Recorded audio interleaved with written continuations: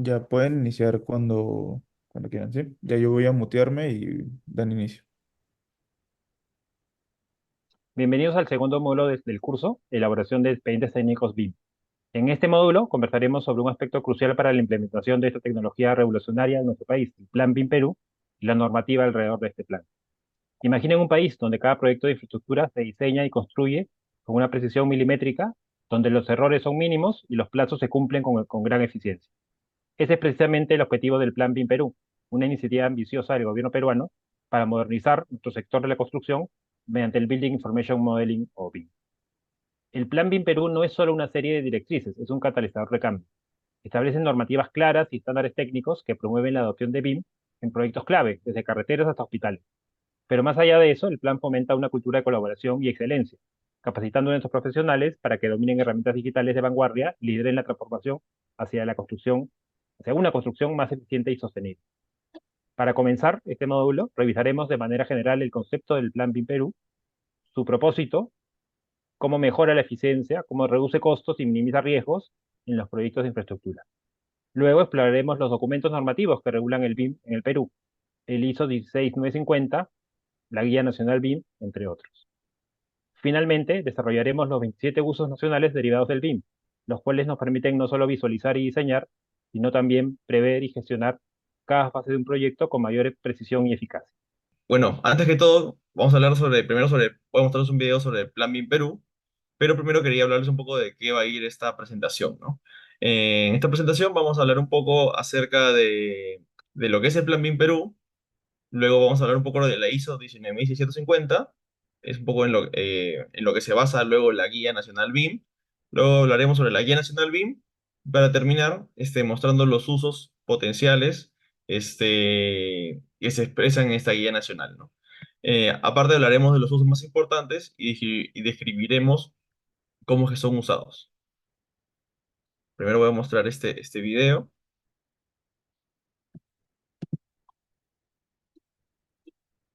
Hola, entidades y empresas públicas. ¿Están preparadas para conocer una nueva metodología para mejorar la gestión de sus inversiones? Desde el Ministerio de Economía y Finanzas trabajamos en ofrecerte más herramientas que ayudan a mejorar el trabajo en las inversiones públicas. Entre ellas está la metodología BIM. ¿Cómo implementaremos BIM? La clave es desarrollar nuevas soluciones basadas en el trabajo colaborativo que permitan una mejora constante de la gestión de las inversiones públicas, siendo conscientes del cambio que esto implica, así como la necesidad de desarrollar una implementación coordinada. Y para que todas las entidades públicas de nuestro país puedan implementar BIM en sus inversiones, el Ministerio de Economía y Finanzas, a través de la Dirección General de Programación Multianual de Inversiones, está desarrollando el Plan BIM Perú. El Plan BIM Perú nace como una medida de política nacional, a partir del Plan Nacional de Competitividad y Productividad aprobado el año 2019. Con el liderazgo del MEF, el Plan BIM Perú define la estrategia para la implementación de la metodología BIM en el sector público hacia el año 2030. ¿Cuál es el alcance del Plan BIM Perú? Los lineamientos propuestos por el Plan BIM Perú guiarán a las entidades públicas sujetas al Sistema Nacional de Programación Multianual y Gestión de Inversiones en la implementación y aplicación de la metodología BIM en las inversiones públicas de los 3 niveles de gobierno.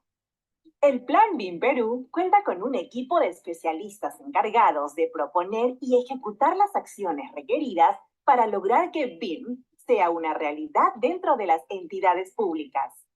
Sus acciones permitirán aumentar el nivel de conocimiento que se tiene sobre la metodología BIM, encaminar a las entidades públicas en un proceso de adopción progresiva de BIM durante los próximos años.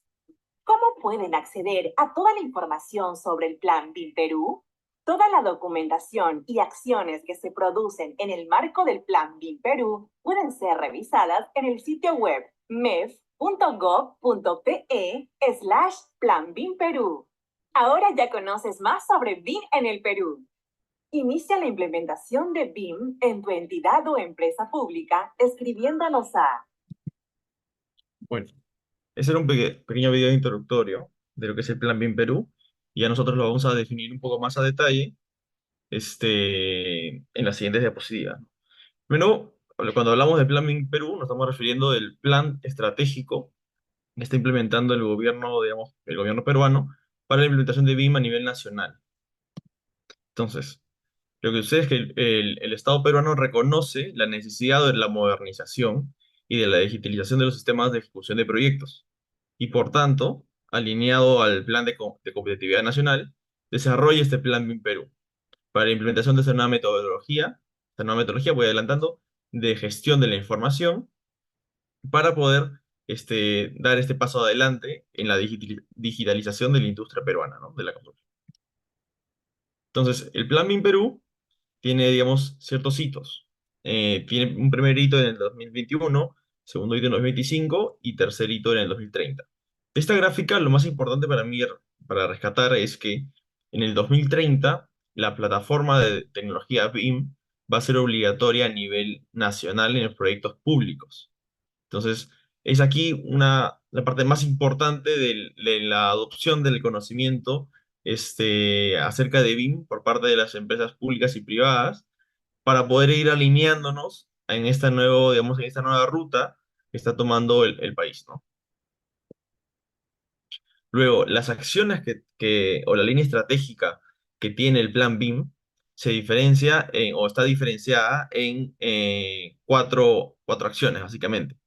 Primero, el liderazgo público. Básicamente va a culminar con la implementación del plan de ejecución BIM a nivel nacional, ¿no? Y el empuje de esta hoja de ruta. Luego tenemos el marco colaborativo, que básicamente es la elaboración de normativas y estándares para asegurar una buena implementación BIM a nivel nacional. Y digamos, esta acción va a culminar con el establecimiento de un marco legal y técnico para la aplicación BIM en los proyectos del sector público. Luego tenemos la capacidad de la industria. Y básicamente eso está pues, relacionado a la formación de profesionales y a la formación de las entidades para poder asegurar que los profesionales estén listos para adoptar estas herramientas, ¿no? Estas herramientas y metodologías. En el 2025 incluso ya se está, digamos, uno de los objetivos es incorporar esta metodología BIM dentro de la malla curricular de las instituciones educativas. Y finalmente, la parte de comunicar, ¿no? Es la acción de comunicar. Es decir, poder mostrar, poder hacer llegar la noticia a las diferentes entidades de que el BIM es una realidad y cuáles son los tiempos que tenemos para poder adaptarnos a ella. Luego, ¿quiénes son los actores claves dentro de este plan BIM? Básicamente, el sector público, el sector privado, la academia y los organismos internacionales. Sector público, ¿por qué? Porque como les comentaba hace un momento, el sector público es el que está empujando este cambio y va a ser obligatorio justamente para los organismos del sector público. Sector privado, si bien no va a ser obligatorio para el 2030, el sector privado, digamos, para poder tener la competitividad necesaria, va a tener que alinearse y empujar también esta nueva tendencia, ¿no? Además que en el sector privado estamos justamente alineados con los nuevos desarrollos y la integración de nuevas tecnologías que van a poder hacer esta metodología aún más potente, ¿no? Y luego tenemos la academia, ¿no? La academia. La academia como eje central de la generación de nuevos profesionales que están alineados a la nueva metodología de trabajo. Y va a tener organismos internacionales para poder, digamos, hacer una integración y una identificación de buenas prácticas a nivel internacional, ¿no? Acá podemos ver diferentes resultados que ya hemos ido teniendo durante el año 2024. Sí, en la página web del Ministerio de Economía podemos ver resultados desde el año 2021, pero acá he decidido solamente colocar los 2024 para ser los más recientes. Podemos ver que ya desde el punto de vista de comunicación y de la línea estratégica de comunicación, se han ido haciendo talleres, se han ido haciendo talleres de intercambio de conocimiento, talleres de intercambio de conocimiento, pero con diferentes grupos, junto con el Ministerio de Vivienda. Se han estado haciendo encuentros semestrales, más talleres, se han- se, este, Por el lado del establecimiento del liderazgo público, también podemos ver que se han puesto de acuerdo los lineamientos para la adopción de la progresiva del BIM en la fase de ciclo de inversión. Entonces vemos que tenemos distintos logros a lo largo del año 2024 que nos vamos cada vez acercándonos más a las metas que se establecieron en un principio, ¿no? Ahora, el Plan BIM Perú, uno de sus objetivos principales es el desarrollo de estándares y guías para la adopción de BIM a nivel organizacional y por proyecto. Entonces, pero estas guías se basan, en su mayoría, en este estándar ISO. Este estándar ISO internacional es la ISO 19650. Tenemos diferentes estándares ISO relacionados al BIM, como es el 12006 o es el 16739, que más adelante voy a hablar qué es cada uno, cuál es su característica, pero desde mi punto de vista el más importante en este momento para la adopción BIM es el estándar 19650, que básicamente se basa de cómo estructurar la información para la construcción y clasificación de elementos. Perdón, para la gestión de la información. Entonces, aquí podemos ver primero qué significa ISO, es internacional, y bueno, International Standards y Organization, ¿no? Son estándares internacionales para las organizaciones. Entonces, ¿en qué se basa la ISO 19150? Se basa primero en el PAS británico, en el PAS 1192 para uso BIM. Y una vez, digamos, se basa en este estándar británico, generan este estándar internacional, y el objetivo de este estándar básicamente es dar digamos, los principios y los requisitos para la gestión de la información, para la gestión de la información dentro de un entorno BIM. Por eso es que decimos que el BIM, al final de cuentas, es una metodología de gestión de la información vinculada a modelos virtuales. Ahora, el ISO 19650 tiene, digamos, 5 bloques. El primer bloque, que se basa en establecer los conceptos y principios para los procesos y desarrollo y gestión de la información. El segundo, que es para definir los procesos de cada fase de desarrollo. El tercero, que define los procesos de la fase de operación. El cuarto, que define el intercambio de información. Y el quinto, que se enfoca en la seguridad y en la gestión de la información. Pero en este caso, vamos a enfocarnos directamente al, al, digamos, al apartado uno, que es lo que se encarga de los conceptos y principios para el proceso de desarrollo y gestión de la información. Ahora, aquí podemos ver un poco el objetivo digamos, de ese estándar, que como les mencionaba, es establecer los principios de gestión de la información a través de un marco aplicado a todo el ciclo de vida del proyecto. Acá podemos ver diferentes definiciones que tiene la ISO 19650 que van a ser necesarias para poder entender, digamos, más adelante a las personas o a los equipos que hagamos referencia, ¿no? Primero tenemos a la parte contratada, que básicamente viene a ser la contratista principal. Luego tenemos a la parte contratante, que básicamente viene a ser el cliente. Bueno, no necesariamente cliente, pero la vinculación entre la parte contratista principal y el cliente. Puede ser la supervisión. Luego tenemos directamente el cliente, que es el agente. Luego tenemos el equipo de desarrollo y los equipos de trabajo. Y también tenemos el ciclo de vida del proyecto, que básicamente es desde que se conceptualiza hasta que se opera. Tenemos la fase de desarrollo, que básicamente es la etapa de recolección de información, y la fase de operación, que ya es la etapa donde el modelo está terminado y estamos en proceso de operación de la edificación, pero aún puede seguir llegando información. Luego tenemos diferentes requisitos de información, como es el OIR, el AIR, el PIR, el EIR, el AI y el EIR. El OIR es el requisito de información a nivel organizacional. Es decir, ¿qué necesitamos del modelo o qué información necesitamos del modelo para poder cumplir los objetivos de nivel organizacional? Luego tenemos el AIR, son los requisitos a nivel del activo. Y luego tenemos el PIR, son los requisitos a nivel de proyecto. Es decir, qué información necesitamos para que el proyecto se desarrolle de forma efectiva. Muchas veces hay confusión en lo que es el AIR, que es el activo, y lo que es el PIR, que es el proyecto. El proyecto, cuando nos referimos al PIR, nos referimos a la información que necesitamos durante la etapa de ejecución del proyecto para que éste pueda, digamos, desarrollarse de buena manera. Mientras que cuando nos referimos al AIR, nos referimos a los requisitos de información que vamos a necesitar luego de la ejecución, digamos, del proyecto, durante la etapa de operación. Y cuando nos referimos al EIR, que son requisitos de intercambio de información, nos referimos directamente a la información que cada subcontratista va a requerir ingresar al modelo para cumplir con los requisitos de información de mayor rango, ¿no? Luego tenemos el AIM, que es el modelo de información del activo. Nos referimos al modelo una vez la etapa de ejecución ha sido culminada. Y tenemos también, perdón, disculpen, tenemos el PIM, que es el modelo durante la etapa de ejecución.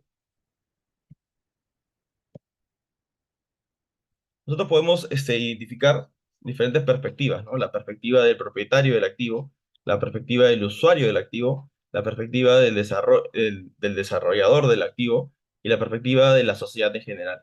Entonces, van a tener diferentes propósitos estas perspectivas, ¿no? Mientras que la perspectiva del propietario está ligada a un plan de negocio, a un análisis de costo de vida, a una evaluación de la cartera de activos que tiene el propietario, la perspectiva del usuario va a estar más vinculada a la documentación del proyecto, a la documentación del producto, a los modelos AIM del activo y a los modelos PIM durante la etapa de desarrollo. La perspectiva del desarrollador, es decir, del ejecutor, va a estar más vinculada al organigrama, a la definición de funciones, a los planes de ejecución para poder llevar a cabo el proyecto. Mientras que la perspectiva de la sociedad va a estar más vinculada a las decisiones políticas, a los permisos de obra, a las concesiones. Aquí podemos ver un poco esta definición de lo que les comentaba, del OIR, el AIR, el PIR, el EIR, que básicamente son los requisitos de información que se establecen para poder alimentar un modelo, ¿no? Entonces, como ven aquí, el OIR cubre toda la organización, ¿sí? Lo que necesitamos del modelo a nivel organizacional. ¿Qué información necesitamos? Mientras que el AIR cubre a nivel de activo, es decir, del proyecto o del edificio, ¿no? El PIR cubre a nivel de proyecto, es decir, cubre a nivel de lo que se necesita durante la etapa de proyecto. El EIR cubre acerca de la parte designada, es decir, los subcontratas. Y el plan de ejecución BIM es un documento donde se establecen los procesos y los estándares que se tomarán para el desarrollo del modelado de la información y donde se incluyen justamente estos requisitos BIM. Aquí podemos ver un poco una interrelación de cómo contribuyen cada uno a la generación de los requisitos de información. Vemos que el OIR, digamos, lo que se necesita a nivel organizacional, contribuye a lo que se necesita a nivel de proyecto. Lo que se necesita a nivel de proyecto va a contribuir a lo que se le va a solicitar a cada una de las contratas. Evidentemente, el AIR, que eso es lo que se necesitaba a nivel de activo, también va a contribuir a lo que se le va a pedir a las contratas. Es decir, tanto el PIR como el AIR van a, digamos, a converger a qué información se le va a solicitar finalmente a las contratas. Ahora, el EIR, que es la información que las contratas van subiendo durante la etapa de ejecución de proyecto, te va a terminar generando el PIM, que es el modelo en la etapa de ejecución. Y una vez se haya subido toda la información que se requería a nivel de activo y la ejecución culmine, se tendrá el modelo en AIM, ¿no? Aquí podemos ver un poco los requisitos de información y sus niveles, ¿no? Podemos ver que el OIR y el PIR en realidad son los niveles de información de más alto nivel, mientras que el AIR y el EIR son niveles de más bajo nivel. Eso quiere decir que el OIR y el AIR están, digamos, en un conjunto de fuera de la ejecución directamente, mientras que el PIR y el EIR están directamente vinculados a la ejecución. Ok, entonces, una vez entendido cuáles son los requisitos de información, podemos entrar un poco a lo que es ya directamente dónde está posicionada la ISO 19650 en este universo, digamos, de estándares internacionales, ¿no? Primero que nada, si podemos ver en la parte central, vemos acá un grafiquito, una espiral, digamos, verde, unas flechas verdes en espiral, que marcan la fase de desarrollo y la fase de operación. Como nos damos cuenta, donde dice fase de desarrollo, también establece que está el PIM, y donde dice fase de operación, establece que está el AIM. Es decir, un proyecto que está, por ejemplo, está ya terminado, está en la fase de operación, tiene un modelo que es un AIM. Ahora, cuando esta edificación pasa posiblemente a una remodelación posiblemente, o a un cambio en cualquier parte del proyecto, o a una adecuación de alguna zona, este modelo va a empezar a recibir información nueva y se va a entrar a una etapa de ejecución nuevamente. Es por eso que vemos que regresa a la etapa de desarrollo y ese modelo se transforma en un modelo PIM durante ese momento. Cuando la información se termine de cargar y ese proyecto culmine, el modelo volverá a estar en fase de operación y volverá a ser denominado AIM, ya con toda la información cargada durante la etapa de desarrollo. Ahora sí bien, acá es un pequeño esquema digamos, del tamaño de hasta dónde abarcan las diferentes estándares. Tenemos que el estándar mayor es el estándar 9001, que es a nivel de calidad. Luego tenemos el estándar 21.000, 2150, que es la gestión de proyectos. 5050, que es gestión de activos. Y luego tenemos más abajo el 19.650. Entonces, si queremos entenderlo esto desde una perspectiva un poco más cercana a nosotros, el estándar 9001 sería el terreno del cual nosotros vamos a cimentar o vamos a apoyarnos para la construcción de nuestra organización, que básicamente vela por la calidad a nivel organizacional, ¿no? Luego tendríamos que el 55.000, la gestión de activos, vendrían a ser nuestros cimientos, mientras que en nuestra gestión de proyectos vendrían a ser finalmente los cimientos superficiales. Y dónde colocamos, una vez tenemos estructurada nuestra cimentación, digamos, tenemos listo nuestro marco de gestión de proyectos, es ahí donde entra la gestión de la información de los proyectos. Y es ahí donde entra nuestro modelo BIM como base digamos, como base de estructuración de información. Y ese modelo BIM va a ser organizado en función de la ISO 19650. Y esa ISO 19650 va también a asegurar la estructuración de la información, no solamente del modelo, sino la información de toda la organización. Por eso es que vemos que hay un CDE que engloba a todo el proyecto, incluso a las ISOs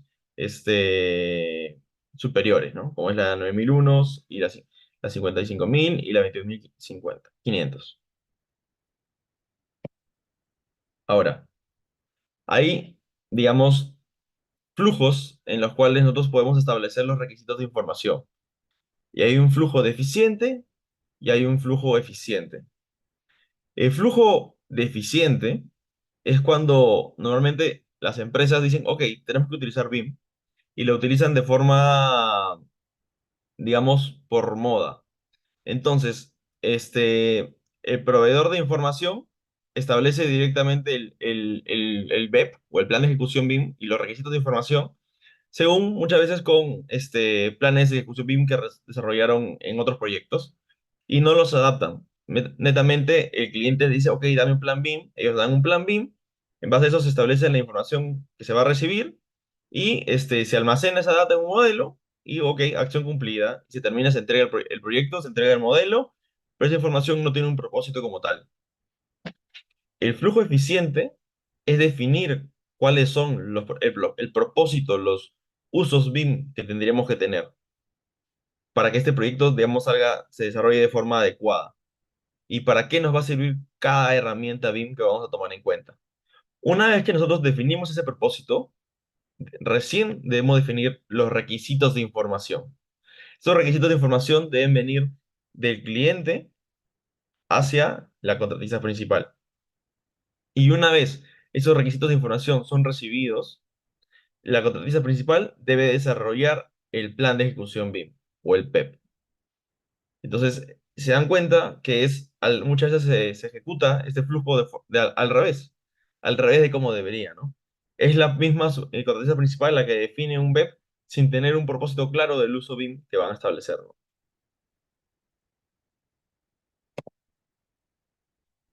Otro tema que trata la ISO 19650 son ciertos, digamos, principios fundamentales que debemos de tener a la hora de ejecutar un plan de ejecución BIM. Primero, el primero de todos es la producción y verificación. Es decir, toda información debe estar verificada y debe tener autoría. Es decir, esto vamos a ver más adelante, pero está vinculado también a los metadatos. Luego, requisitos claros. Evidentemente, como hablábamos antes, debemos de tener bien establecidos cuáles son los requisitos de información que vamos a necesitar y por qué. Luego, revisión de equipos. Debemos evaluar que los equipos que estamos utilizando son los óptimos, y la capacidad de los miembros del equipo también son las óptimas. Y debemos establecer si para las herramientas y tecnologías que estamos determinando, el hardware que estamos usando es el correcto. Y si nuestro equipo está capacitado o no está capacitado para poder desarrollar esto de forma correcta, ¿no? Luego debemos tener gestión compartida, es decir, debemos manejar un entorno común de datos. Debemos manejar un espacio colaborativo donde la información sea almacenada y las personas puedan confiar que esa es la fuente fidedigna de información del proyecto, ¿no? Más adelante también hablaremos a profundidad de lo que es un entorno común de datos. Luego tenemos que tener desarrollo tecnológico, básicamente aseguramiento de que se usen las tecnologías adecuadas y acordadas, según no se usen, no hay una dispersión, sino que se establezcan cuáles son las tecnologías específicas que se van a utilizar y estas sean las que se utilizan en el proyecto. Y luego seguridad de la información, evidentemente tiene que haber mecanismos de seguridad, candados, para que si bien la información está compartida, esta información compartida no, digamos, sea tan de libre acceso, porque hay información delicada, ¿no? Otra cosa que nos menciona la ISO 19650 es que debemos tener un calendario de desarrollo. Acá podemos ver que he puesto un pequeño ejemplo de un calendario de desarrollo de un plan de ejecución BIM, donde se establecen las entregas de información, el formato de entrega de información, el espacio donde se va a cargar la información, la fecha y el responsable. Entonces es importante que en un plan de ejecución BIM basado en la ISO 19650 se tenga un cronograma de desarrollo de información. Bueno, antes de seguir un poco con respecto a lo que es la ISO 19750, porque va a tocar un punto específico, quiero comentarles un poco lo que es las diferentes formas de integrar la información, ¿no? Nosotros tenemos el traspaso de información, que básicamente es de un archivo a otro. Si tuviéramos, por ejemplo, no sé, un Excel con una base de datos enorme, pero tenemos un código único y luego ese código único lo pasamos con un buscar B a un modelo 3D y pasamos esa información, ahora está en el modelo, ok, estamos traspasando información. Interoperabilidad de datos, básicamente es poder abrir diferentes softwares en un solo entorno. Federación de datos es tener dos modelos distintos y unirlos en un mismo espacio. Mientras que la integración de datos es poder modelar y crear información en un único entorno y que nos genere un modelo único. Acá podemos ver un poco la diferencia entre federación e integración, mientras que en la federación el arquitecto, el estructural y el mecánico o el eléctrico generan modelos por separado y luego son integrados en un modelo de coordinación. En el modelo integrado, el arquitecto, el ingeniero estructural y el mecánico o la especialidad que sea, generan los modelos en un único entorno, desde, digamos, donde van desarrollando todo el proceso de modelado. No es que cada uno modele por separado y luego los integra para la coordinación, sino es que ya coordinan directamente en tiempo real. Ahora, ¿por qué les digo esto? Porque lo que nos pide la ISO 19650 es que tengamos una estrategia de federación. ¿A qué me refiero con estrategia de federación? Me refiero con una estructura, así como vemos en la parte de aquí abajo, una estructura de los modelos. Es decir, cómo vamos a estar distribuidos. ¿Cómo se va a estructurar arquitectura? ¿Cómo se va a estructurar estructuras? ¿Cómo se va a estructurar MEP? ¿Cómo se va a estructurar obras exteriores? Entonces, cuando yo me refiero a cómo se va a estructurar es básicamente qué modelos va a tener. Y cuando hablamos de modelo federado, nos referimos al agrupamiento de todos estos modelos. La estrategia es lo que vemos aquí, ¿no? Establecer quiénes, cuándo y dónde van a cargar estos modelos para que el coordinador BIM pueda integrarlos, revisarlos y crear incidencias para la mejora de los diseños. Al final de cuentas, cómo se ve un modelo integrado o modelo federado, se ve de esta manera, ¿no? Diferentes especialidades en un único entorno 3D. Ahora, otro punto que nos pide la ISO 19150 es la verificación y validación de la información. Básicamente, durante la etapa de ejecución del proyecto, se va a ir cargando información, lo cual va a ser revisado dentro de los modelos federados. Y esta información va a ser revisada por el coordinador BIM, va a ser aprobada y tiene que llegar a un punto de aprobación. Una vez está aprobado, ya forma parte del modelo, forma parte del PIR. Y así sucesivamente, digamos, una forma cíclica, porque es periódico la revisión de los modelos, hasta que el modelo esté culminado y el proyecto también culmine y pase a ser un AIR, ¿no? Ahora, dentro de este estándar, digamos, de esta forma de manejo de la información, es importante que la información, hay unos puntos de toma de decisiones, ¿no? Porque al final de cuentas, la información no es útil si es que no nos sirve para tomar decisiones.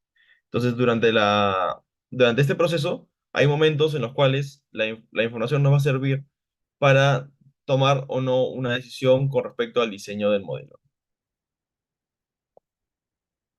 Ahora, la ISO 19650 establece ciertos grupos o partes, como las denominan, ¿no? La parte designada, que sería la parte A, perdón, la parte que designa, sería la parte A, que sería el cliente, la parte designada principal, que vendría a ser las distintas contratistas principales, y la parte designada, que serían las subcontratas. Ahora, dentro de esto también tenemos equipos. El equipo del proyecto, cuando hablamos de equipo de proyecto dentro de la ISO 19150, nos referimos a todas las entidades que forman parte de este proyecto, ¿no? Tanto todas las contratistas principales, todas las subcontratas y el cliente. Cuando hablamos de equipo de ejecución, nos estamos refiriendo al equipo de una contratista principal y sus subcontratas. Y cuando nos referimos a equipo de trabajo, nos estamos refiriendo a los diferentes equipos de las subcontratas. Aquí podemos ver un ejemplo de cómo es que se distribuyen estos equipos. Mira la parte designada, que vendría a ser el cliente. Podemos tener diferentes partes, digamos, contratistas principales. Una dedicada a la gestión del proyecto, otra a la ingeniería de construcción y otra a la supervisión. Y ellos, a su vez, tienen diferentes partes designadas, como es la coordinación BIM, la asesoría legal, por parte de ingeniería y construcción, tienen a la ingeniería directamente y a la construcción por separado, y la supervisión tienen la supervisión BIM, por ejemplo, ¿no? Efectivamente, podemos tener acá una separación mayor, pero este es un ejemplo para poder entender más o menos cómo se distribuyen los equipos dentro de la ISO 19650. Ahora, ¿por qué les comentaba acerca de la ISO 19650? Porque esta ISO es, digamos, el origen de la Guía Nacional BIM. La Guía Nacional BIM que surge justamente del Plan de Ejecución BIM, ¿no? Perdón, el Plan BIM Perú. Entonces, el Plan BIM Perú establece que justamente debemos de ir generando normativas, estándares para la adopción BIM progresiva a nivel nacional. Y una de sus representaciones, digamos, más potentes, justamente es la Guía Nacional BIM, ¿no? La Guía Nacional BIM, que básicamente tiene como objetivo definir los estándares y conceptos para la adopción BIM a nivel nacional de forma unificada, ¿no? Luego presentar casos de aplicación, ser una norma técnica un estándar para la implementación BIM y buscar la eficiencia y coherencia entre los distintos proyectos BIM a nivel nacional, ¿no? Ahora, la Guía Nacional BIM establece ciertos niveles de información. Básicamente, esto es lo que les comentaba. Esos niveles de información se establecen en los requisitos de información. Así que, cuando nosotros definimos los requisitos de información, estamos definiendo también qué nivel de información vamos a necesitar en nuestro proyecto. Ahora, la Guía Nacional BIM define los niveles de información como login, nivel de información necesaria. Ahora, el nivel de información necesaria lo compone de digamos, dos elementos. Que básicamente es el LOT, que es el nivel de detalle, y el LOI, que es el nivel de información. El LOT está vinculado a la información geométrica, mientras que el LOI está vinculado a la información, digamos, a la metadata, a la información alfanumérica, a la información, digamos, evidentemente no gráfica, ¿no? Ahora, también proporciona la Guía Nacional BIM un esquema en función de cómo se va incorporando la información conforme se desarrolla el proyecto. Vemos que en la etapa de formulación y evaluación y ejecución es en la etapa donde la información va cargando o se va generando a un ritmo más acelerado. Esta generación de información a un ritmo acelerado, que básicamente va a ser determinado por la suma del LOT y el OI, va dándome el OIN, va a representar la información que se va a cargar al modelo PIM, es decir, al modelo, como les decía en un principio, al modelo que está vinculado a la ejecución del proyecto. Ahora, una vez se termina la parte de ejecución, evidentemente la curva de crecimiento de información en el proyecto ya no va a aumentar tan rápidamente. ¿Por qué? Porque el proyecto está culminado y la incorporación de información va a estar vinculada a modificaciones, cambios, tales expansiones, pero no a la ejecución del proyecto, digamos, en su totalidad, porque eso ya fue ejecutado. Entonces, es ahí donde ese modelo se transforma en un AIM, ¿no? Es un modelo de información del activo, el activo que ya está construido, en etapa de funcionamiento. Ahora, hay diferentes niveles de madurez que establecen la Guía Nacional BIM. La Guía Nacional BIM define la madurez de una implementación BIM en 6 niveles. Básicamente por inexistencia, un nivel inicial, un nivel definido, un nivel gestionado, un nivel integrado y un nivel optimizado. Y lo establece en función de cómo se manejen los requisitos de información, eh, los, el CDE, el plan de ejecución BIM y el plan de recolección de documentación. Entonces, básicamente, aquí podemos ver que define por no existente, nivel básico, un nivel maduro. En la etapa inexistente, evidentemente, ninguno de esos se cumple, ¿no? No se tiene nada. En la etapa inicial ya se tiene un básico de un EIR y un BEP. Es decir, a las subcontratistas se les ha indicado qué información necesitamos. Y en función de eso se ha desarrollado un BEP.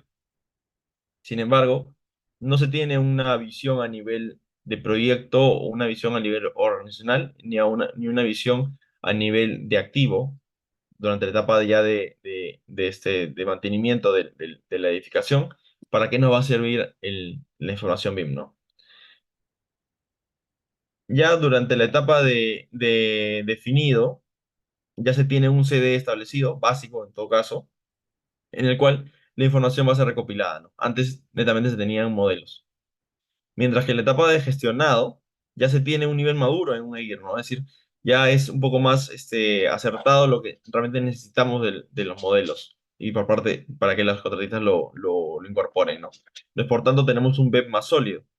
Y, por tanto, también deberíamos tener, para que esto pueda surgir, como mencionábamos, el EIR viene del PIR, deberíamos tener una concepción más estructurada de los requisitos de información a nivel de proyecto, pero aún podemos decir lo que está en modo básico, ¿no? Ahora, ya vemos que para una madurez de categoría integrada o integrado, tenemos ya todos los principios o todos los requisitos que establece la Guía Nacional BIM, los requisitos de gestión de la información, activos. Si bien la mayoría está a un nivel básico, podemos ver que ya todos están en azul y tenemos un EIR y un BEP ya maduro. Mientras que cuando ya hablamos de un nivel optimizado, estamos hablando de que todos los requisitos de gestión de información están a un nivel maduro, es decir, que a nivel organizacional sabemos para qué vamos a utilizar el BIM. A nivel del activo, en la etapa ya de mantenimiento, sabemos para qué nos va a servir el BIM. Sabemos para qué nos va a servir el BIM durante el proyecto y hemos establecido bien, de forma clara, qué información nos debe subir cada uno de los subcontratas en un plan de ejecución BIM y todo estandarizado en un entorno común de datos. Ahora, aquí podemos ver que tenemos la Guía Nacional BIM, también nos establece ciertos usos BIM. En general establece 27 usos BIM. Y además define estos 27 usos BIM dentro de las fases del ciclo de inversión de un proyecto, ¿no? Define dentro de la fase de programación multianual, en la etapa de formulación y evaluación, establecimiento de expediente técnico, ejecución física y funcionamiento. Y nos marca de forma azul, digamos, como sugerencia, bueno, como guía, pues una guía, en qué etapa cada uno de los usos BIM puede ser, digamos, utilizado. En este caso, vamos a explorar los usos BIM vinculados a los usos BIM más frecuentes dentro de una organización o los principales, digamos que son los más sencillos para comenzar dentro de una organización, ¿no? Que son justamente los que la Guía Nacional BIM marca con color verde. Podemos ver que es el 1, el 2, el 3, el 4, el 5, el 6, el 8, el 9, el 16, el 17 y el 22. Entonces, primero que nada, hablemos del primer uso BIM, que es el levantamiento de condiciones existentes. Cuando nos referimos al levantamiento de condiciones existentes, estamos hablando de que o por medio de drones o por medio de modelado, vamos a modelar o el edificio actual, que si no tuviera un modelo, una vez lo modeláramos, se convertiría en el AIM, o por medio de drones, también podemos hacer levantamientos en función de puntos, nube de puntos, de la situación actual del entorno en donde va a ser ejecutado el proyecto. ¿Esto para qué nos va a ayudar? Bueno, podemos utilizarlo para evaluar el ingreso de camiones, para poder determinar zonas peligrosas, o para poder empezar a modelar las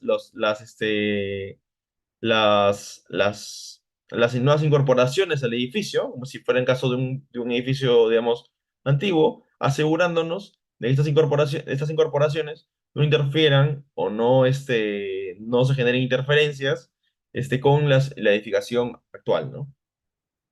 Entonces, este levantamiento de condiciones existentes, de todas maneras, nos va a ser muy útil, tanto si es que el espacio aún no tiene ninguna edificación, como si es que el espacio ya tiene una edificación. Ese levantamiento, como bien dice el nombre, de lo existente, tanto sea un terreno como sea una edificación. Ahora, un siguiente uso BIM es el diseño de especialidades, directamente en las plataformas o en los softwares BIM, ¿no? Tanto arquitectura, como sanitaria, o MEP en general, ¿no? Eléctrica. Ahora, como bien les decía, esto puede ser desarrollado de dos maneras. Puede ser desarrollado desde un punto de vista de federación, donde cada especialista modelará sus especialidades en softwares especializados y por separado, y luego serán integrados en un modelo federado o de una forma integrada, donde se les proporciona un software de modelado, digamos, conjunto, donde un espacio esté en la nube o por red, podrán modelar a la par todas sus especialidades y detectar las interferencias en tiempo real, ¿no? Ahora, esto va a estar condicionado dependiendo de los tipos de software que usemos.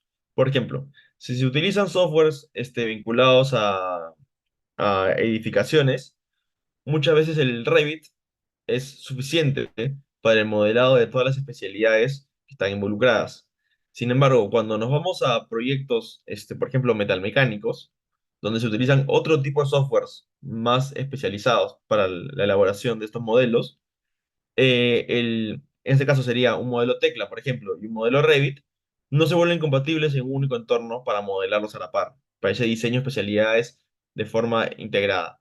Entonces, lo que se tiene que hacer es recurrir a modelos por separado, diferentes especialidades, y luego hacer esta federación que les comento, ¿no? Para esto también existen diferentes estándares de integración de modelos, como es el IFC, que es un estándar libre, donde los modelos de diferentes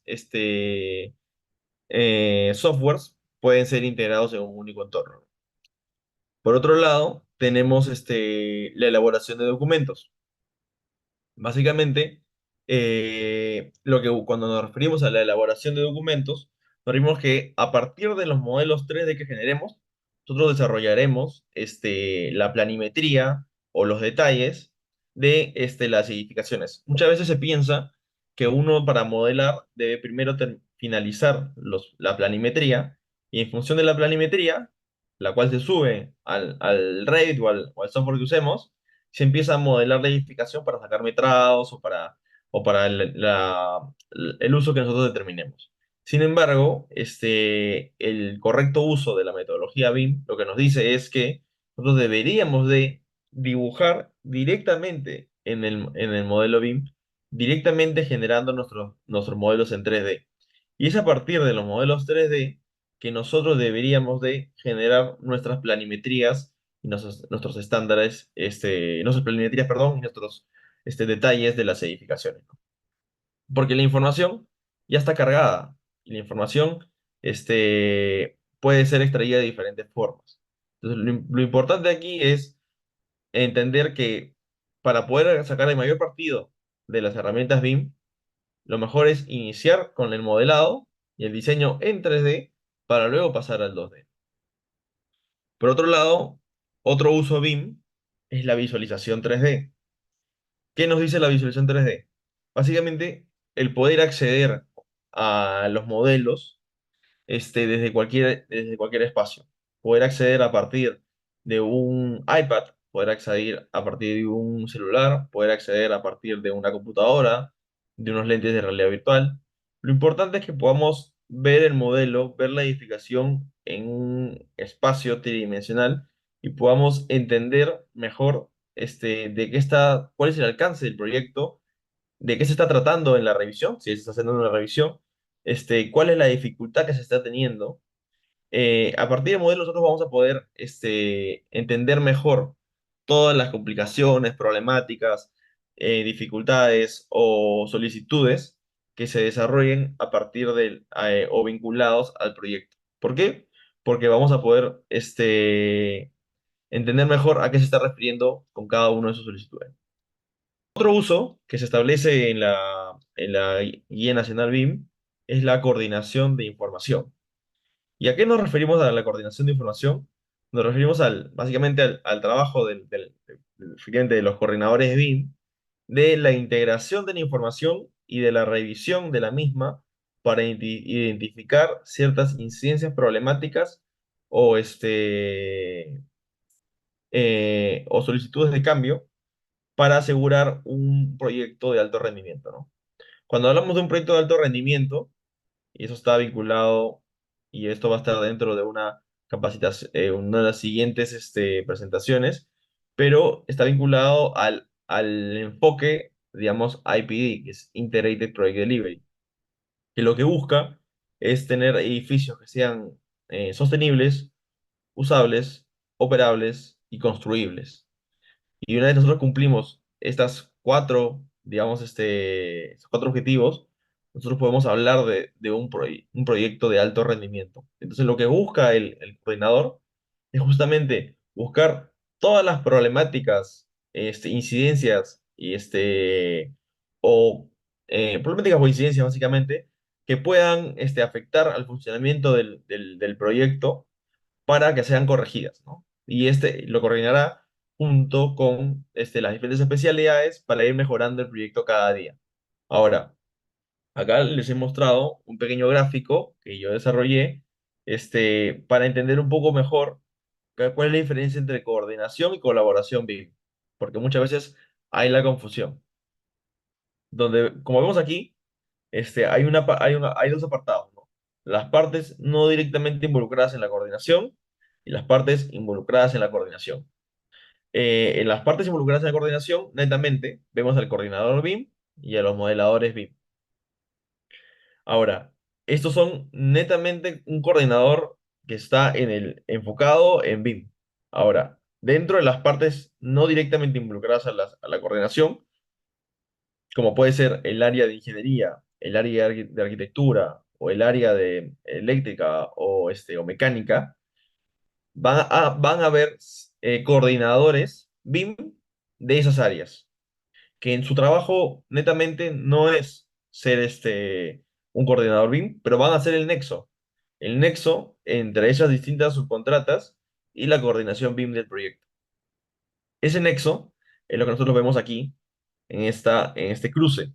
Es decir, las partes involucradas directamente en la coordinación van a tener un nexo con las partes no directamente involucradas en la coordinación para hacer esta revisión de los modelos constantemente, determinar estas falencias que les comentaba, e ir mejorando el diseño día a día.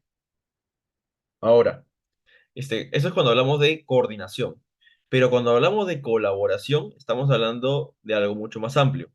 No solamente estamos hablando de la revisión de las ciertas incidencias y las incompatibilidades, sino que estamos hablando de que las diferentes especialidades deben diseñar sus estructuras de forma colaborativa con las otras especialidades. Es decir, el área, por ejemplo, el sistema HVAC y la arquitectura deben de, digamos, tener una sinergia, la cual permita que tanto la arquitectura como el sistema mecánico estén potenciados. Tener en consideración los diseños del otro para poder potenciar mis propios diseños. Eso se logra trabajando de forma colaborativa dentro de un entorno común, donde podamos tener acceso a la información del otro, poder tener de cierta manera un libro abierto. Entonces, ¿quiénes se encargan de eso? Eso ya no es directamente la coordinación BIM, sino que eso se encargan ya el gestor BIM y el líder BIM. Ellos se deben de encargar de buscar esa colaboración. Por eso es que, y esa colaboración ya involucra a todas las partes del proyecto. Por eso es que luego estoy colocando un círculo mayor donde dice partes involucradas en la colaboración, que básicamente son todos los interesados, ¿no? Luego tenemos acá una parte que hablamos de la estimación de cantidades y costos. Como bien les decía en un principio, el modelo BIM, una vez, digamos, es levantado, tiene gran cantidad de información. Y esta gran cantidad de información nos puede servir para poder desarrollar tanto presupuestos, por esos costos, como directamente los metrados, las cantidades. Ahora, es decir, acá podemos ver una imagen de un Revit y cómo directamente aquí se han extraído el metrado del modelo. Pero algo acá importante que aclarar es la importancia de la estructuración, digamos, ordenada de los modelos. Si uno no tiene un modelo correctamente estructurado, correctamente ordenado, vinculado a su EDT, vinculado, de forma que las partidas están bien definidas dentro del mismo modelo, la extracción de información se vuelve muy complicada y se vuelve a veces un trabajo por las puras haber realizado el modelo. Se vuelve ineficiente el uso del modelo.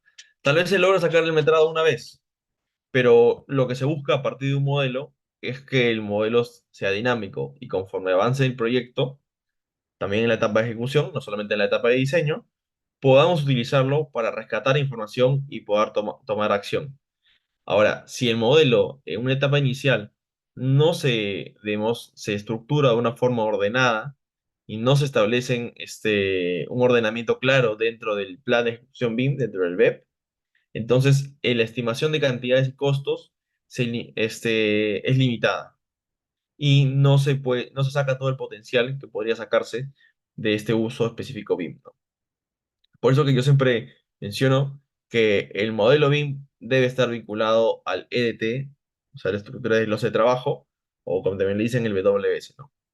Aparte porque una vez uno tiene el modelo vinculado a su WS o a su EDT, y uno empieza a hacer reportes de avance a partir del modelo, por tanto, estimaciones de cantidades, y costos, uno puede empezar a estructurar estos reportes de forma tal que me permitan a mí sacar un poco más de información, más que solamente de cantidades. Si no puedo vincularlos, por ejemplo, a mi curva S. Es decir, ya no me limito únicamente a sacar metrados, sino que estos metrados me van a permitir a mí evaluar mis proyectos de forma mucho más rápida, ¿no? Medir mis avances. Aquí tenemos otro uso BIM, que es la revisión del diseño. Así como les comentaba, la coordinación BIM se encarga de la detección netamente de las interferencias y las incompatibilidades como coordinador BIM, digamos, como enfoque del área BIM. Y les comentaba que el enfoque IPA requería que haya sinergia entre las distintas especialidades. De igual forma, la Guía Nacional BIM establece un uso BIM, justamente esta revisión de diseño, esta revisión entre las distintas especialidades, entre el arquitecto y el estructural, o el arquitecto y el mecánico, o el mecánico y el estructural, o el de metalmecánico, para poder hacer así que que sus diseños, sus proyectos, tengan sinergia y puedan ser, digamos, más eficientes, ¿no? Esta revisión del software BIM, perdón, del diseño, se logra integrando justamente los modelos de un entorno federado.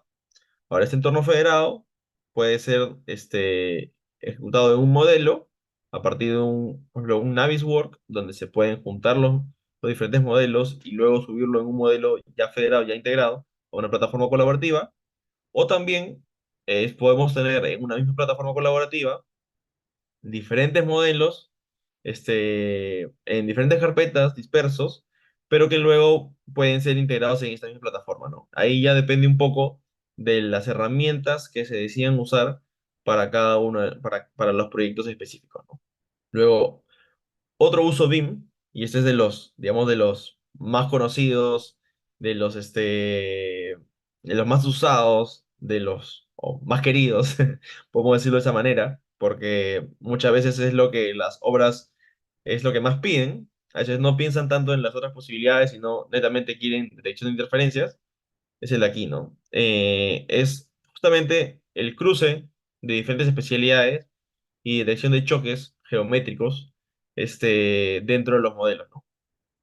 Esta detección de interferencias puede ser desarrollada con diferentes softwares, tanto softwares especializados, detección de interferencias como es el Naviswork, como softwares que tal vez no tienen tanta potencia, pero pueden servirnos para hacer detección de interferencias tempranas, como son los entornos comunes de datos, ¿no? Por ejemplo, les doy un ejemplo. Por ejemplo, el Trimble Connect, que no es un software digamos, de coordinación, sino que es un software de almacenamiento de data para compartirla con los diferentes involucrados, te permite a ti hacer detección de interferencias. Evidentemente, no va a ser tan potente como un software dedicado netamente a la detección de interferencias. Pero es ahí donde se necesita criterio y identificación correcta de los requisitos tecnológicos que va a tener el proyecto, ¿no? Depende de la magnitud del proyecto y depende de las necesidades del cliente, el que se debe determinar cuál software es el adecuado, ¿no? Muchas veces las organizaciones piden piden más softwares, piden más softwares, y no se tiene un criterio claro en por qué se están pidiendo esos softwares, si hay otras versiones, si hay otras formas de ejecutar el proyecto de forma más eficiente, ¿no? Algo que yo siempre voy a mencionar es que primero es establecer los procedimientos claros para luego poder implementar herramientas de software. Y cuando tenga una herramienta de software, sacarle el máximo partido de esa herramienta hasta que esta herramienta nos quede chica y ya podemos dar un salto a una herramienta superior.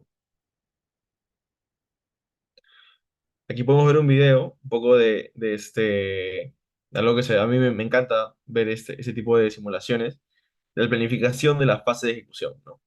Es otro uso que establece la Guía Nacional BIM y que básicamente nos permite a partir de modelos 4D poder simular el proceso constructivo de la edificación, ¿no? De la edificación del proyecto en general. Y poder así ir identificando ciertas incompatibilidades en el proceso constructivo o ciertas falencias o poder identificar mejores métodos o hacer ingeniería de valor o incluso identificar zonas de riesgo, ¿no? Entonces, es a partir de esta simulación 4D que nosotros podemos mejorar la forma de construir nuestros proyectos. Muchas veces esta planificación 4D se desarrolla o se debería desarrollar en etapas tempranas del proyecto, donde vamos a simular todo lo que va a pasar y vamos a preconstruir, como le llamamos, vamos a preconstruir para asegurarnos de que nuestros proyectos, todas las falencias que puedan tener nuestros proyectos, surjan en esta preconstrucción, ¿no? Vamos a construir en digital para que todos los errores surjan en digital y podamos construir de una forma más fluida, ¿no? Evidentemente, ¿por qué hacemos esto? Porque los costos de errores en la etapa de ejecución son mucho mayores a los costos de errores en la etapa de planificación, ¿no? Entonces, es mejor equivocarnos en la etapa de planificación. Ahora, ¿de qué más nos sirven estos modelos 4D o estas de planificación de la etapa de ejecución? Es también la recolección de rendimientos. ¿Por qué? Porque una vez se establece esta ejecución por fases y se establece esa simulación, conforme pasen los días ya de la ejecución real, vamos a ir nosotros incorporando información a este modelo. Vamos a ir incorporando data, las fechas de entrega de cada uno de los elementos, de cada una de las losas, de cada uno de los fierros.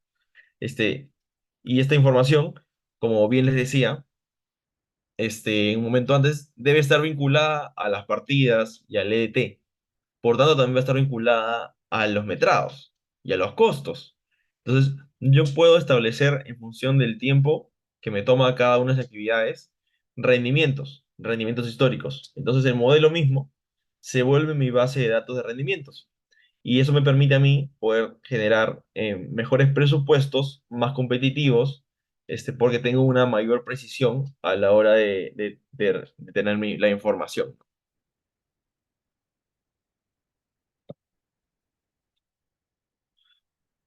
Otro uso BIM que se establece dentro de la Guía Nacional BIM es el registro de información. A veces le llamamos atributos, otros parámetros. Lo importante es que cada elemento del modelo va a tener información asignada. Esta información asignada puede ser de formato texto, formato numérico, links, cualquier tipo de información. Ahora, también es información geométrica. Es decir, cuando nos referimos al registro de información, nos referimos no solamente a la información, al login, que les comentaba un principio, a la información alfanumérica, a la información como links, o a la información de simulación de PDFs, sino también a la información geométrica, a cuáles son las características de la edificación o del proyecto, del activo que estamos trabajando. Entonces, justamente este registro de información va a estar vinculado al login que les comentaba un principio, la suma del lot y el OI, ¿no? Acá podemos ver un ejemplo de una puerta seleccionada y donde se tiene sus parámetros de información de la puerta, ¿no? Y esos parámetros, ¿qué puede tener? Tanto sus características geométricas, su grosor, su altura, su ancho, como también podemos tener información más específica como su ficha técnica o su material, eh, una fotografía, un link a un contacto del vendedor, los precios de las puertas. Entonces, cuando nos referimos a registro de información, nos referimos a toda la data que el modelo puede obtener. puede tener, ¿no? Y esto va a estar muy vinculado a los requisitos de información que establezcamos en nuestro plan de ejecución BIM. Por eso es tan importante este establecimiento de los requisitos de información, ¿no? Porque a través de esos requisitos de información, nosotros vamos a poder determinar qué información va a tener nuestros elementos y cómo los vamos a usar. Eh, si nosotros no establecemos la información que van a tener nuestros elementos, ya las contratas se va a generar un cierto desorden y no vamos a poder utilizar la información como debería de ser, ¿no?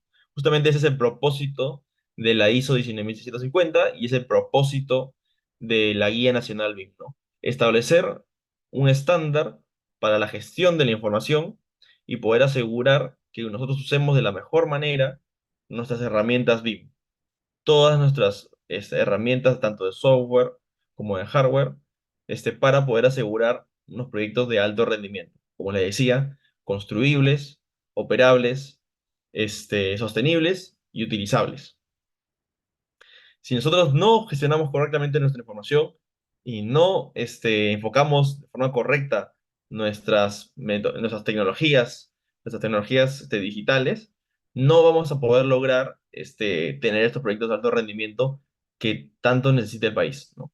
Y justamente ese es el propósito del plan de ejecución BIM, el propósito de la Guía Nacional BIM, y que ya está en proceso para hacer una transformación total del país, ¿no? Ya el 2030, como les mencionaba, va a ser obligatorio el uso del BIM a nivel nacional. Y ok, muchas gracias. Esa es la presentación del día de hoy.